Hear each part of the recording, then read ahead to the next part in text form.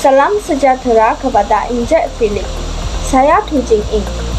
Dalam video ini, saya akan membentangkan tentang tugasan 2 persembahan kepada MTU 3112M Bahasa Melayu Komunikatif.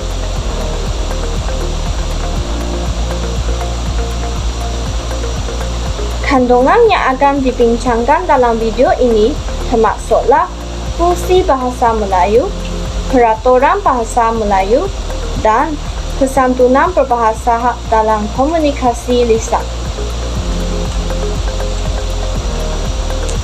Sebelum kita masuk ke dalam konteksnya, kita akan lihat pada definisi kesantunan berbahasa.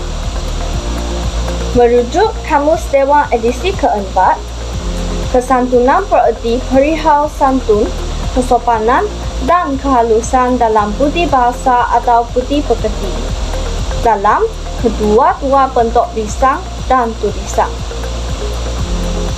Kesantunan berbahasa pula membawa maksud penggunaan bahasa yang halus, beradab sopan, lemah lembut serta tidak menyinggung perasaan tetangga.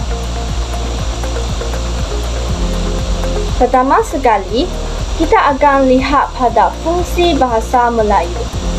Terdapat 7 fungsi bahasa Melayu, iaitu bahasa perpaduan, bahasa pengantar, bahasa kebangsaan, bahasa ilmu, bahasa perdagangan, bahasa komunikasi, dan bahasa rasmi. Sebagai bahasa perpaduan, penggunaan bahasa yang sama dan selaras dalam semua kalangan masyarakat dapat mewujudkan masyarakat yang saling memahami dan memupuk toleransi yang dapat mengelakkan perselisihan faham. Selain itu, bahasa Melayu juga sebagai alat komunikasi merentas kaum. Bahasa Melayu memudahkan interaksi antara rakyat Malaysia yang berlainan etnik dan mengeratkan hubungan antara satu sama lain. Seterusnya, bahasa Melayu juga berperanan sebagai bahasa pengantar. Bahasa Melayu menjadi medium utama dalam penyampaian maklumat. Dalam negara Malaysia, bahasa Melayu digunakan sebagai medium untuk menyampaikan idea dan pandangan dalam pelbagai situasi, termasuklah mesyuarat, perbincangan dan juga media massa. Hal ini dapat mendorong kepada penyebaran maklumat yang efektif kerana penyebaran maklumat dilakukan secara meluas dalam sektor awam, perniagaan atau media, dan hal ini dapat memastikan penyampaian mesej kepada semua lapisan masyarakat. Seterusnya, bahasa Melayu juga berfungsi sebagai bahasa kebangsaan. Bahasa Melayu menjadi penguat identiti nasional. Bahasa Melayu mengukuhkan identiti kebangsaan dan mengamalkan rasa kebersamaan dalam kalangan rakyat melalui penggunaan bahasa tersebut dalam lagu kebangsaan dan juga program kebudayaan. Seterusnya, bahasa Melayu dapat memupuk keharmonian. Bahasa Melayu mengurangkan jurang perbezaan antara masyarakat yang berbilang bangsa dan agama, membentuk sesebuah negara yang aman damai. Yang keempat, bahasa Melayu berfungsi sebagai bahasa ilmu. Buku teks, bahan pengajaran dan modul pembelajaran kepada pelbagai subjek dalam bidang pendidikan disediakan dalam bahasa Melayu, dan hal ini memudahkan pemahaman konsep dan ilmu pelajar tanpa halangan dengan membina asas yang bersesuaian dengan keperluan dan konteks tempatan. Bahasa Melayu juga diaplikasikan dalam banyak bidang di Malaysia, termasuklah penghasilan kaya, teknologi, perubatan, dan sains sosial dengan menjamin kerelevannya. Hal ini amat membantu dalam pembangunan berbagai sektor dalam Malaysia. Bahasa Melayu juga digunakan sebagai bahasa perdagangan. Terdapat penggunaan bahasa Melayu dalam komunikasi dan dokumen perniagaan. Peniaga, pelanggan dan juga rakan kongsi sering berkomunikasi dalam bahasa Melayu. Dan kontrak invoice perniagaan juga disediakan dalam bahasa Melayu, memastikan pemahaman terma dan syarat yang jelas. Penggunaan bahasa Melayu amat memudahkan urusan jual beli tempatan. Interaksi dengan menggunakan bahasa Melayu menjadikan proses jual beli lebih lancar dan mesra, sekaligus menghindari perbalahan yang tidak diingini.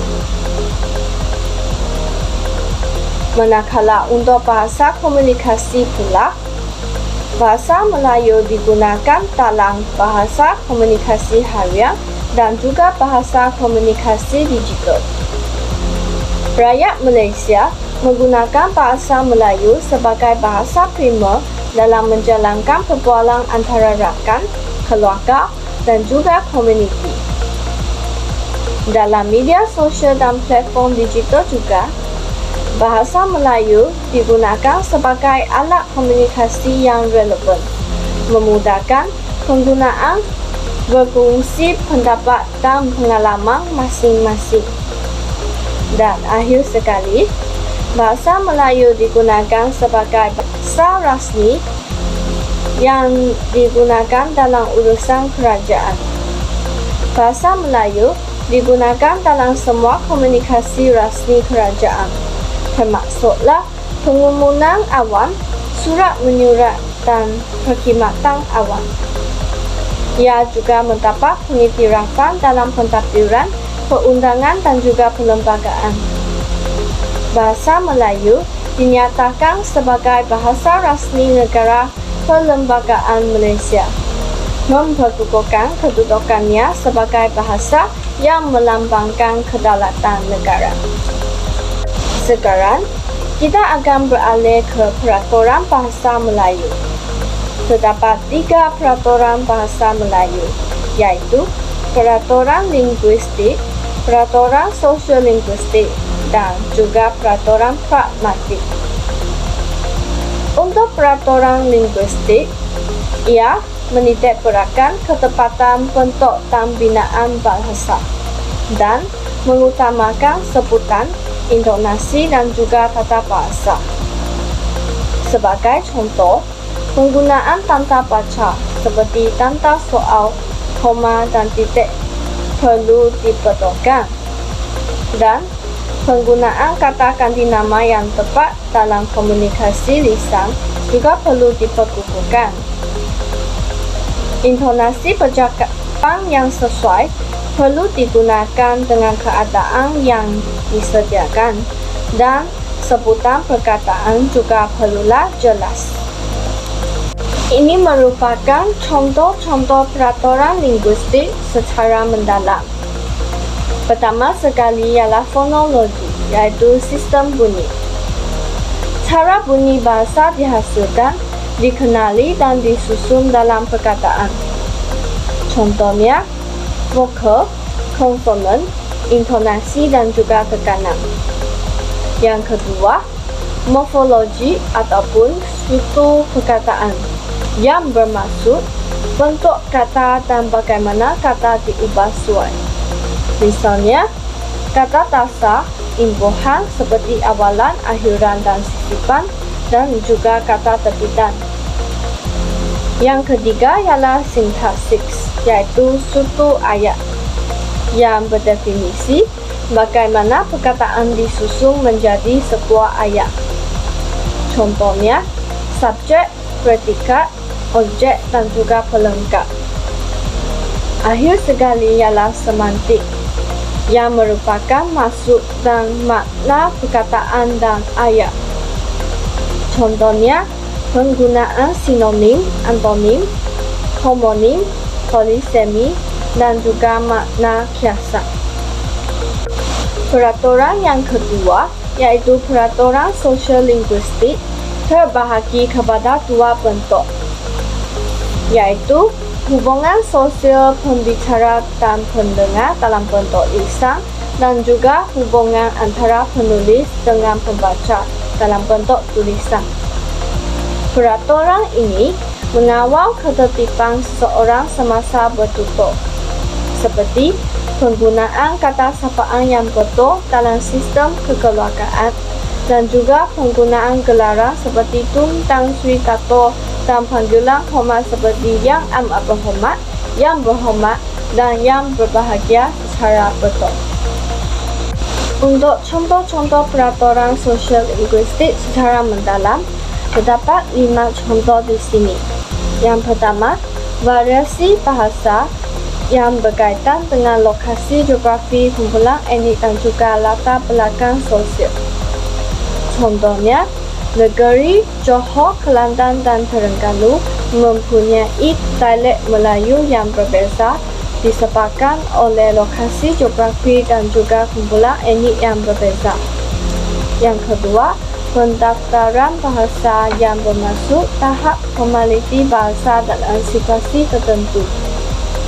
Kita akan menggunakan bahasa yang lebih formal dalam ucapan dan juga dokumen rasmi, manakala kita akan menggunakan bahasa yang kurang formal dalam perbualan santai dengan rakan dan juga ahli keluarga kita. Yang ketiga ialah gaya bahasa, yaitu cara bahasa digunakan yang bergantung pada konteks sosial. Semasa kita bercakap dengan kawan, kita biasanya akan menggunakan bahasa yang lebih casual dan menggunakan slang. Manakala apabila kita bercakap dengan guru kita akan menggunakan bahasa yang lebih formal. Yang keempat ialah pengaruh sosial. Contohnya, kelas sosial dan jantina yang dibezakan sebagai perempuan yang akan menggunakan bahasa yang lebih lembut, manakala lelaki akan menggunakan bahasa yang lebih langsung. Dan contoh yang ketiga ialah umur. Contoh yang terakhir yaitu kesopanan bahasa, menunjukkan cara berinteraksi yang menghormati orang lain. Contohnya, menggunakan injek atau cek sebelum memanggil nama seseorang. Peraturan pragmatik adalah berkaitan dengan bagaimana bahasa digunakan dalam konteks sosial untuk menyampaikan makna.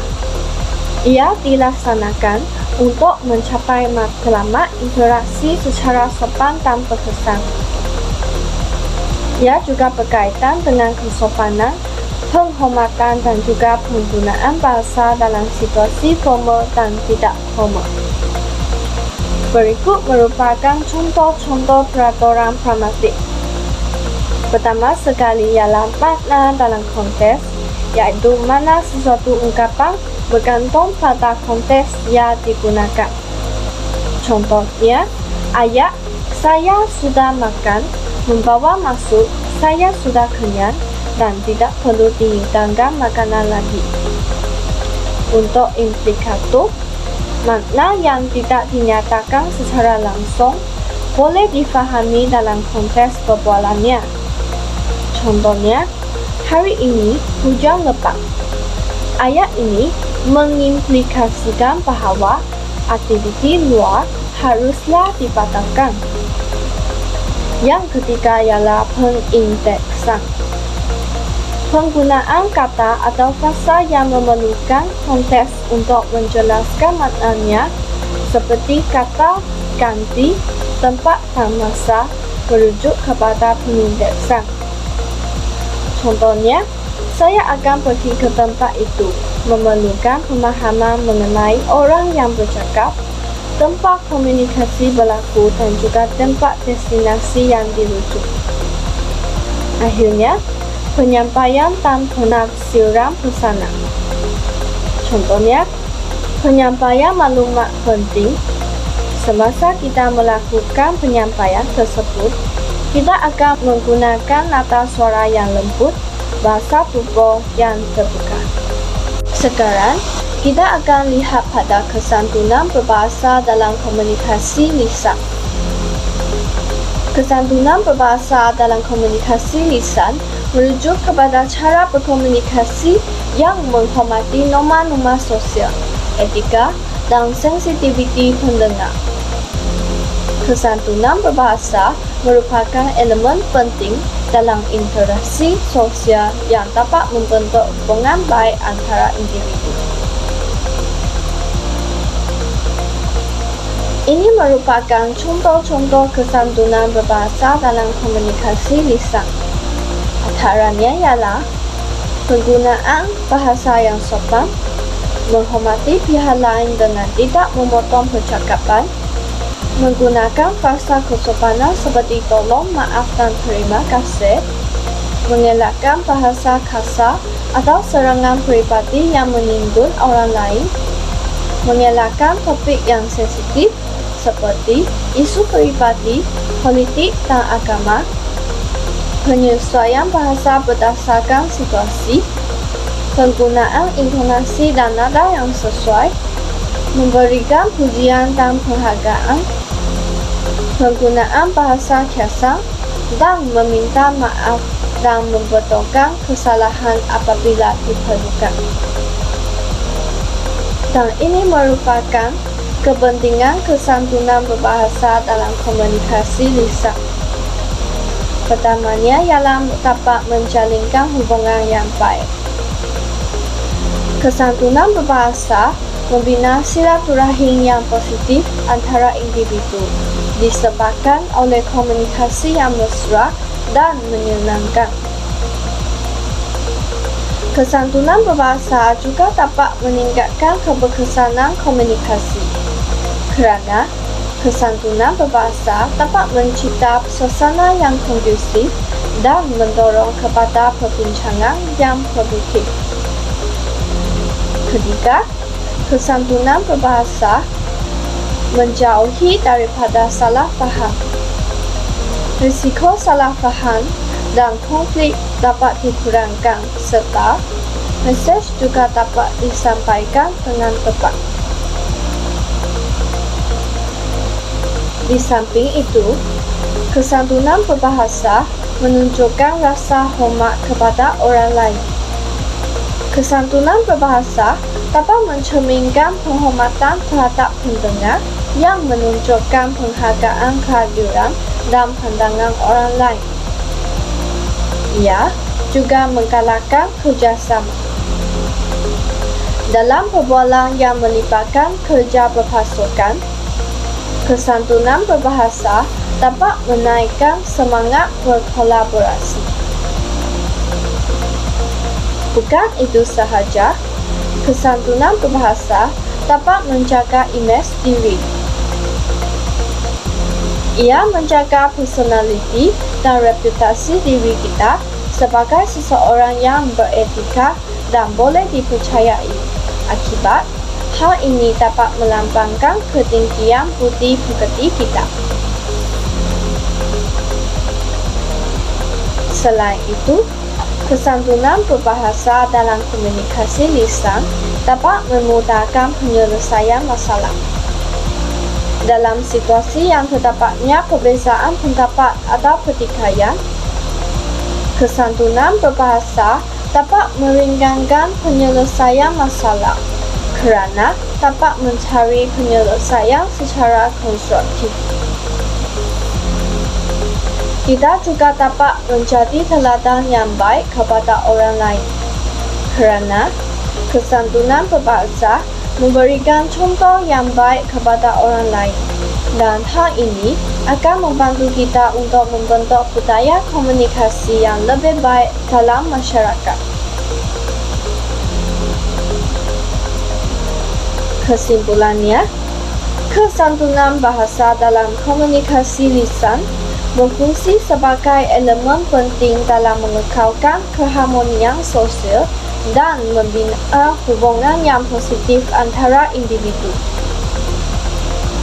Bahasa Melayu yang kaya dengan peraturan dan tata cara sopan memudahkan penuturannya, menyampaikan maksud dengan cara yang halus dan beradab. Memahami dan mengakalkan kesantunan bahasa bukan sahaja penting untuk berkomunikasi dengan pekerjaan, tetapi juga mencerminkan nilai murni masyarakat Malaysia serta dapat menghormati dan memelihara budaya bangsa yang luhur. Ini merupakan senarai rujukan yang saya gunakan dan sekian, terima kasih.